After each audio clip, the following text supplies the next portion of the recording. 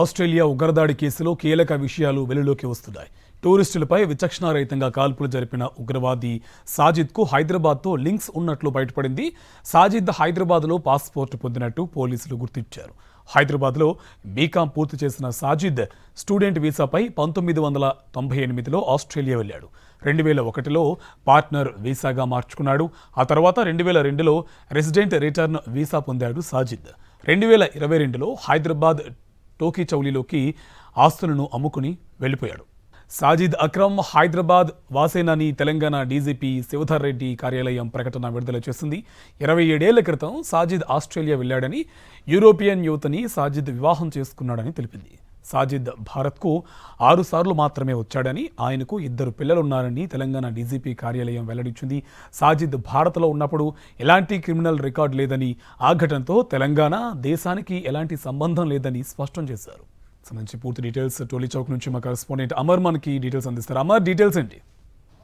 Australia బాండీ beach ఘటనకు సంబంధించి కాల్పుల ఘటనలో హైదరాబాద్ లింకులు ఒక్కొక్కటిగా బయటకు వస్తున్నాయి. ఆస్ట్రేలియా ఎన్ఎస్డబ్ల్యూ పోలీసులు విచారణలో కీలకమైన వ్యవహారాలు బయటకు వస్తున్నాయి. సాజిద్ సంబంధించి చూసుకుంటే మనం చూస్తున్నటువంటి టోలీ చౌక్లోని జహరా ఉన్నటువంటి ఏదైతే ఇల్లు ఉందో ఈ ఇంటికి సంబంధించి సాజిద్కి సంబంధించిన ఇంటిగానే పోలీసులు గుర్తించడం జరిగింది. ఇప్పటికే సాజిద్కి తెలంగాణలో ఎక్కడ కూడా క్రిమినల్ రికార్డు లేదంటూ కూడా పోలీసులు పేర్కోవడం జరిగింది. అయితే 1998లో అతను ఉద్యోగ నిమిత్తమే హైదరాబాద్ నుంచి ఆస్ట్రేలియాకు వెళ్ళినగా తెలుస్తుంది. అయితే ఆస్ట్రేలియాకు వెళ్ళిన తర్వాత అతను అక్కడ ఉన్నటువంటి యూరోప్ అమ్మాయి అయినటువంటి వెనీరా గ్రెస్ తో మ్యారేజ్ అయింది. ఆ తర్వాత ఒక కుమారుడు కూతురు కూడా జన్మించడం జరిగిందని కూడా డీజీపీ కొద్దిసేపటి క్రితం ఒక ప్రకటన కూడా విడుదల చేశారు. 1998లోనే ఉద్యోగాన్వేషణ కోసమే వెళ్ళినట్లుగా చెప్పడం జరిగింది. ఈ ఘటనకు సంబంధించి తెలంగాణలోని భారతదేశానికి సంబంధించి ఎలాంటి సంబంధం కూడా ఒక ప్రకటన కూడా వెలువరించిన పరిస్థితుల నేపథ్యంలో అయితే 2009లో తండ్రి మరణించిన సమయంలోనూ కూడా సాజిద్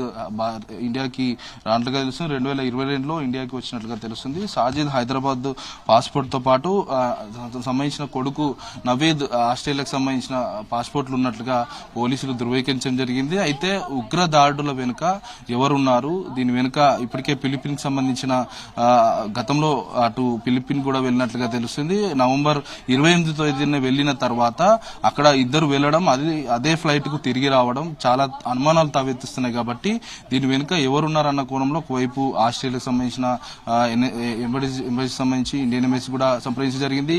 కేంద్ర నిఘా వర్గాలు సైతం దీనిపైన దృష్టి నేపథ్యంలో ఇక్కడ సాజిద్ సంబంధించిన వ్యవహారాలపైన కూడా తెలంగాణ పోలీసులను ఆస్ట్రేలియాకు సంబంధించిన పోలీసులు కూడా ఇటు అడగడం జరిగింది. దీంతో ఇక్కడ ఎలాంటి కేసులు లేవంటూ కూడా ఒక ప్రకటన కూడా డీజీపీ వెలువరించిన నేపథ్యంలో ప్రస్తుతం సాజిద్ సంబంధించిన వ్యవహారాలపైన ఎక్కడైతే కేంద్ర నిఘా వర్గాలు ఉంటాయో వారికి పూర్తి సహకారం ఉంటుందో కూడా ఇప్పటికే డీజీపీ కూడా ప్రకటన వెలువరించిన నేపథ్యంలో అసలు ఆస్ట్రేలియాలో ఇద్దరు తండ్రి కొడుకులు ఎందుకు అక్కడ ఉన్నటువంటి ఉగ్రదాడికి పాల్పడవలసి వచ్చింది, వీటన్నిటికి సంబంధించి కూడా పూర్తిస్థాయిలో ఆందోళన వ్యక్తం చేస్తున్న నేపథ్యంలో ప్రస్తుతం మనం ఉన్నటువంటి టోలీ చౌక్ ప్రాంతంలో చుట్టుపక్కల కూడా కొంత భయాందోళనకు గురవుతున్నారు. ఉగ్రదాడి నేపథ్యంలోనే పాకిస్తాన్ తోనే కొంత లింకులు ఉన్నట్లుగా ఐఎస్ఐ సంబంధించిన వాళ్ళకి ఏదైతే ఉన్నటువంటి ఆస్ట్రేలియా పోలీసులు సాజిద్ అక్కడ జరుగుతున్నటువంటి సిచ్యువేషన్ లో సాజిద్ ని అక్కడనే హతమార్చారు. ఆ తర్వాత నవీద్ ని ఆసుపత్రికి తీసుకెళ్లిన తర్వాత నవీద్ దగ్గర నుంచి కీలకమైన సమాచారం, అతను కోలుకున్న తర్వాత అతని దగ్గర సమాచారం సేకరించారు.